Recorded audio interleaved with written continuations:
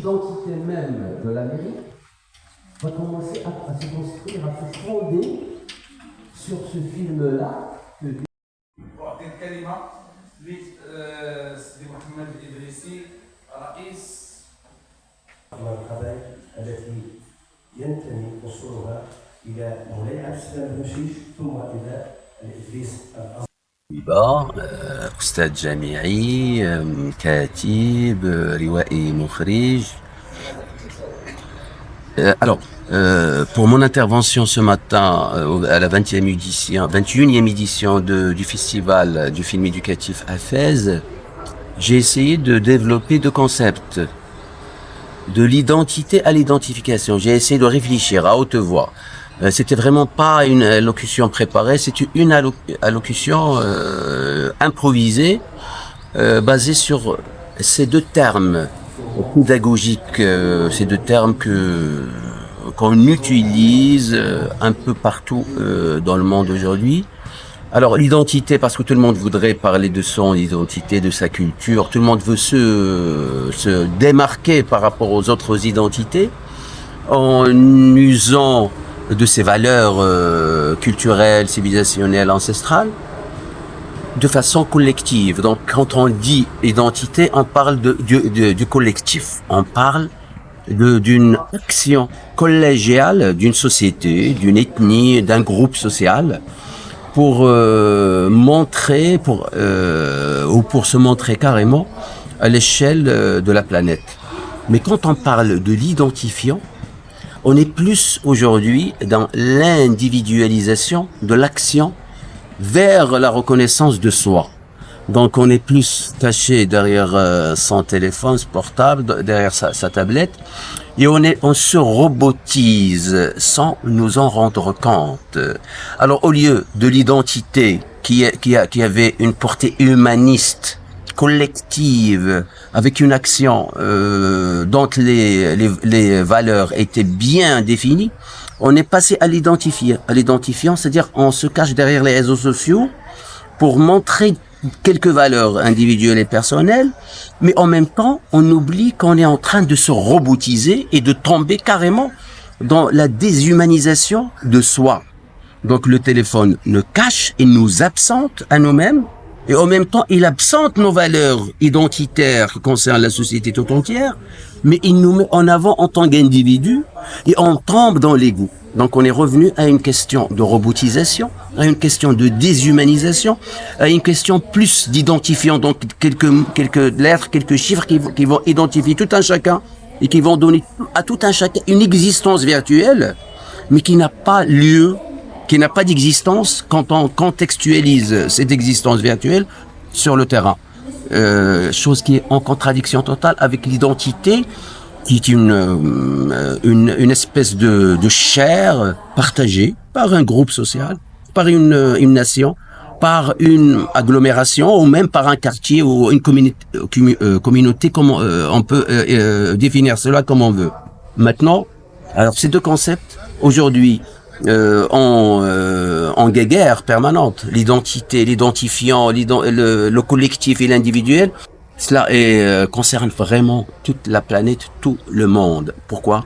Parce que la robotisation vers laquelle nous allons, créée par l'intelligence artificielle, on va passer à des choses qui sont inconcevables aujourd'hui. C'est-à-dire que l'être humain va disparaître au bénéfice de l'avatar. C'est-à-dire qu'on va avoir des doubles qui vont nous représenter, qui vont parler en notre nom un peu partout et qui vont encore nous absenter et nous cacher encore plus jusqu'à disparaître, peut-être au profit d'une robotisation à outrance et d'une robotisation encore plus poussée. À vous, monsieur. Bonjour, je suis Jean-Paul Messel, je viens de Portugal.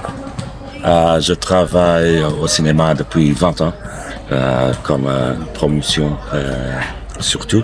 Je travaille surtout à la promotion cinéma. Et je suis ici comme président de la Fédération internationale de Ciné-Club, qui est une organisation mondiale qui rassemble les fédérations nationales des ciné-clubs.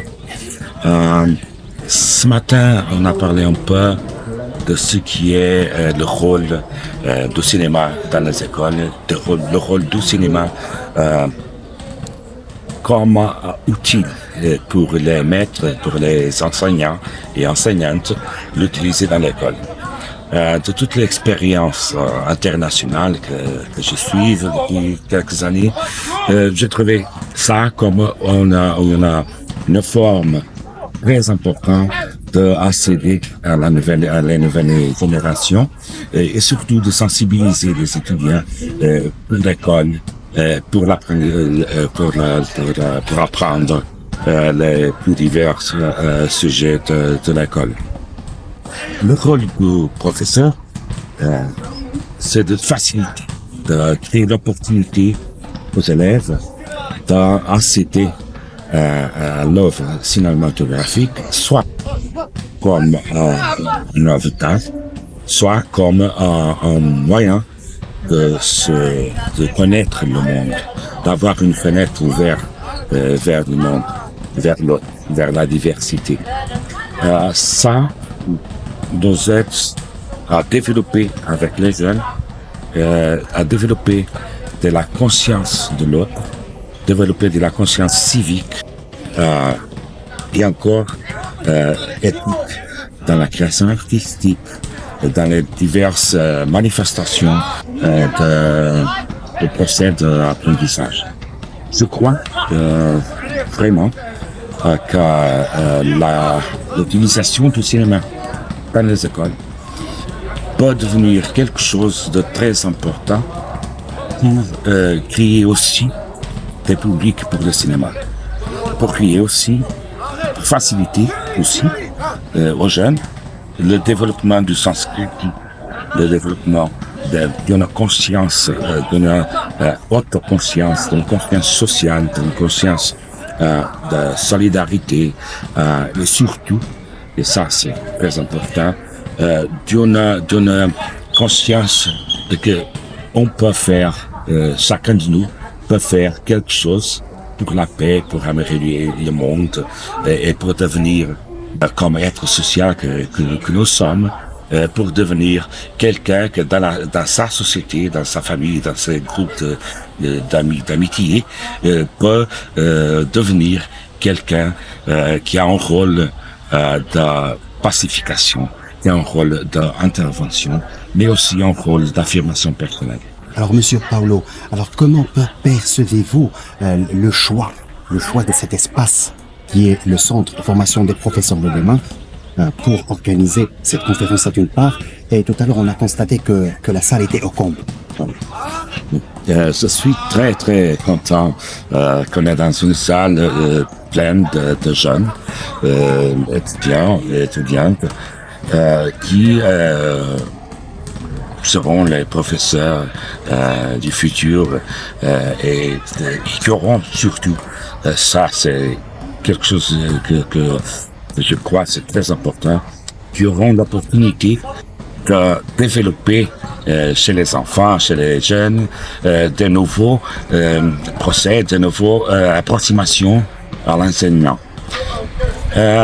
J'espère que mon rôle ici, aussi que mes collègues, c'est un rôle de ouvrir un peu l'horizon, de faire d'une certaine façon comprendre qu'on peut faire la différence. On peut être le leader d'une communauté scolaire, on peut être le formateur doit être, ce leader doit être aussi un modèle social, religieux, politique, civique pour les enfants. Et cet engagement des jeunes professeurs, c'est quelque chose que je crois d'une importance fondamentale pour l'avenir aussi ici au Maroc.